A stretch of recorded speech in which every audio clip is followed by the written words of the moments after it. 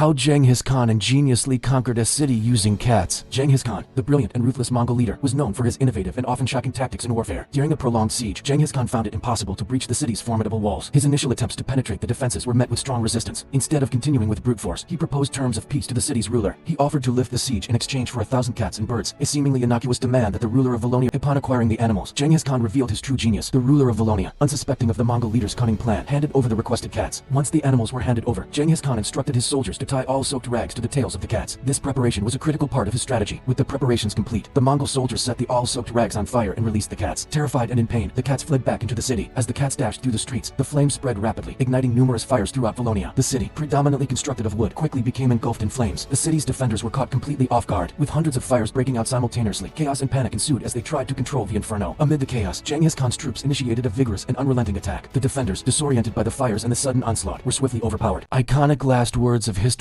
famous leaders. Julius Caesar being stabbed by Roman senators, noticing Marcus Brutus among them, with a look of betrayal. Julius Caesar's last words, et tu, brute, highlighting his feeling of betrayal. Alexander the Great lying on his deathbed, surrounded by his concerned generals. Alexander the Great responding to the strongest, triggering a war among his generals. Emperor Augustus on his deathbed, reflecting on his life with those around him. Augustus' last words, have I played the part well? Then applaud as I exit, capturing the theatrical analogy. Napoleon Bonaparte in his final moments, expressing his love for France, the army, and Josephine. Napoleon's last words reflecting his life's passions and loves. These final words give us a glimpse into the minds of these legendary figures, capturing the essence of their last thoughts and reflections. Genghis Khan had numerous wives and concubines throughout his life, a practice common among Mongol leaders. His main and most significant wife was Bort, whom he met as a teenager and later married officially when he became Khan. Bort played a crucial role in Genghis Khan's life and career, serving as his most trusted and influential spouse. Bort bore Genghis Khan 4 sons, including Joki, an important military leader in the Mongol army. While Bort was his most important wife, Genghis Khan had many other wives and concubines who also bore him children. Some of these other wives and concubines became influential in their own right, contributing to the Mongol Empire's legacy. Despite the presence of other wives, Bort remains the most well-documented and celebrated in historical accounts. Borte's role and influence are often highlighted in the legends and stories about Genghis Khan's life. Borte's relationship with Genghis Khan was not only personal, but also political, as her family's support was crucial to his rise. Bort is remembered as Genghis Khan's most important and enduring spouse, central to his personal and political life. Did Genghis Khan truly father more than 500 children? Genghis Khan, the Mongolian warlord, is rumored to have fathered over 500 children. His empire spanned from Asia to Europe, spreading his legendary lineage. Genghis Khan's prolific legacy isn't just about warfare, but also about family, a very large family. Genetic studies suggest that 1 in 200 men today are direct descendants of the great warlord himself. The Genghis effect is the genetic phenomenon where Genghis Khan's descendants are believed to be numerous due to his many wives and offspring across his conquered lands. Conquering vast territories came with benefits for Genghis Khan, including many wives and offspring who continued his legacy and spread his genes far and wide. Next time you look in the mirror, remember you might just have a bit of the great Genghis Khan in you, as his genetic legacy has left a lasting mark on the world. The Genghis effect shows that history isn't just in books. It's in our DNA, as the descendants of Genghis Khan carry his legacy through the ages. Genghis Khan's descendants have spread his genes far and wide, continuing his legacy across multiple generations and regions. Genghis Khan's empire not only expanded through warfare, but also through the spread of his genes, as his descendants continued to shape the world long after his death. The Mongolian warlord didn't just conquer lands. He conquered hearts, leaving a legacy that continues to resonate through his numerous descendants. History isn't just in books, it's in our DNA, and the story of Genghis Khan is a perfect example of how the past can be surprisingly personal. How Genghis Khan's daughters became the pillars of his empire. Genghis Khan, a master warrior and strategic genius, planning his diplomatic strategies involving his daughters. Visualize him surrounded by maps and advisors, showcasing his tactical brilliance. Genghis Khan marrying his daughters to kings of allied nations, with specific conditions. Depict a regal scene where the king must dismiss all his other wives to marry Genghis Khan's daughter. The newly married son-in-law preparing to leave for the Mongol wars, with a heartfelt farewell scene where he is sent off to the front lines. A dramatic battlefield scene with Genghis Khan's son-in-law fighting bravely on the front lines, illustrating the danger and intensity of the combat. Genghis Khan's daughter, now a widow, taking control of her deceased husband's kingdom, portrayed as a powerful and authoritative ruler. Genghis Khan's daughters inheriting the kingdoms of their fallen husbands, visually representing the expansion of Mongol control over new territories. Genghis Khan's daughters managing their kingdoms, showing their role in maintaining a protective buffer around the Mongol heartlands and their efficient administration. A detailed map illustrating the territories governed by Genghis Khan's daughters, highlighting their strategic significance and control. A powerful montage featuring Genghis Khan and his daughters. The warrior granddaughter of Genghis Khan. Meet Kutlun, the fierce Mongolian princess and granddaughter of Genghis Khan. Known for her high-stakes challenges, she had an extraordinary decree. She would marry any man who could defeat her in a wrestling match. However, if the man lost, He had to give her 100 horses. Marco Polo described her as well-made in all her limbs and so tall that she might almost be taken for a giant. Men from all over the empire took on the challenge, but the ferocious princess defeated them all. In the end, Kutloon amassed a staggering 10,000 horses. Despite her many challengers, she never married. Her independence and strength were revered by all.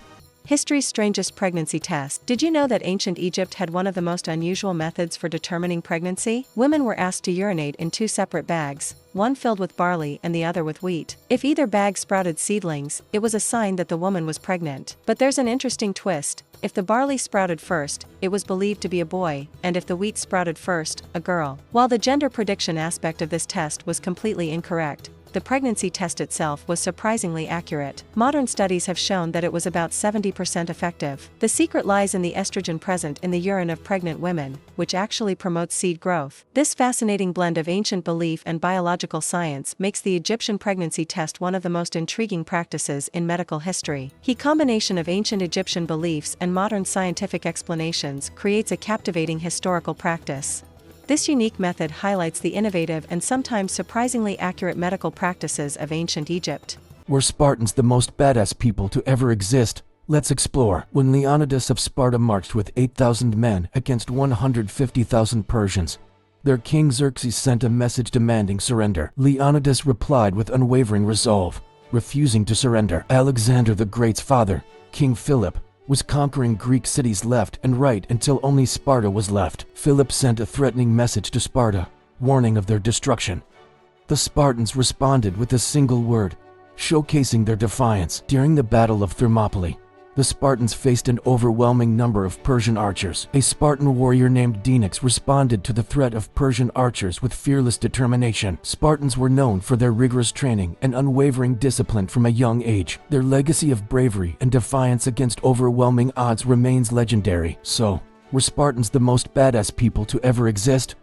Their legendary acts of bravery certainly make a strong case. What are three of history's most terrifying warrior groups? Spartans were elite warriors known for their unbreakable phalanx formation. This made their city a fortress without walls. Spartan boys were sent into the wild with only a spear. Survival meant they were worthy to be warriors. The Knight Templars were shock troops who fought till death, their cross symbolizing martyrdom. Templars renounced material desires and severed family ties, committing fully to their cause. Samurai were master swordsmen, their blades capable of slicing a man in half with one strike. Samurai meditated on death to enter battle without fear. A samurai who failed his duty would commit seppuku to regain his honor. Surviving the wilderness with only a spear was a test of a Spartan's worthiness. The Templar cross was a symbol of commitment to their faith and inevitable martyrdom. For the samurai, failure meant only one path: seppuku to restore honor. 3 bizarre laws from ancient times. Short people couldn't be arrested in ancient China if they were shorter than Emperor Qin Shi Huang, who was 4 feet 11 inches tall. Emperor Qin's laws declared that only those as tall as him were considered adults, letting shorter men plead as children. In 200 BC China, height, not age, was used to determine adulthood due to incomplete birth records. Men who passed the height test had to be cautious with their emotions, as crying was seen as weakness. Crying men in ancient China had their beards and eyebrows shaved off as punishment. Qin Dynasty women had to cry 1 hour daily for 30 days before marriage. The bride's mother would join the crying ritual for 3 weeks before the wedding. The grandmother would cry with the bride for 2 weeks before the wedding. And sisters joined the bride's crying ritual for 1 week before marriage. The crying ritual showed affection for the bride's family, deeply rooted in Qin tradition. Were the ancient Romans fascinated by blondes? Ancient Romans preferred dark brunette hair, associating blonde hair with the barbaric Gauls. Roman law required prostitutes to have blonde hair, reflecting societal views. After conquering northern Europe, blonde envy spread in Rome. Noblewomen wore wigs made from blonde hair of Germanic people, starting a lasting trend. Romans bleached their hair using a mixture of goat fat, ashes, and plants, soaking in the sun. Wealthy Romans used gold dust to achieve a luxurious blonde look. Aging Romans darkened gray hair with a mixture of ashes, walnut shells, and earthworms. Harsh dyes caused damage, leading Romans to wear wigs instead. Blonde hair became fashionable in Rome, marking a shift in beauty standards. Roman beauty practices included bleaching, gold dust, and wigs, reflecting evolving ideals. Abraham Lincoln's strange assassination. Abraham Lincoln's assassination took place on April 14, 1865, at Ford's Theater in Washington, D.C. Lincoln's box was on the balcony, providing a clear view of the stage. John Wilkes Booth, a Confederate sympathizer, silently made his way toward the presidential box. Lincoln's bodyguard, John F. Parker, had left the president unguarded. Booth approached Lincoln from behind and fired a single shot into the back of his head. The gunshot startled the audience, causing confusion and panic. Booth leapt from the president's box onto the stage. Booth shouted "Sic Semper Tyrannis" as he landed on the stage. Booth managed to escape through a side door, and the assassination left a lasting impact on the nation, marking a pivotal moment in American history. A man had to fight in a duel to earn a night with this queen. Nzinga ruled Angola in the 1600s, insisting on being called king and often dressed in male attire to assert her authority. Nzinga ruled as a king and dressed as a man to assert control over her kingdom. Nzinga kept a harem of 80 young men, called male wives, who wore dresses and acted as women. Nzinga made her male wives duel to the death, with the winner spending one night with her. The victorious man was executed the morning after spending a night with Nzinga, ensuring no man claimed her twice. Nzinga's male wives lived in fear, knowing they could be chosen to fight at any time. Living under Nzinga's rule meant constant uncertainty, as the male wives never knew when they would be called to duel. Nzinga's brutal treatment of her male wives was fueled by her desire to maintain absolute control. At 75, Nzinga disbanded her harem and married the youngest member, marking the end of her reign of terror. Nzinga's legacy is remembered as one of fear and power, a ruler who defied norms and wielded absolute authority. The most strange ritual from every nation. In ancient Rome, women believed that gladiator sweat had beauty-enhancing properties. Egyptians used crocodile dung as a contraceptive, believing it would prevent pregnancy. Viking slave girls were forced to join their masters in the afterlife through a brutal ritual. The Persians believed in making decisions sober and then confirming them when drunk. Ottoman sultans would execute all male siblings to prevent succession wars. In ancient Rome,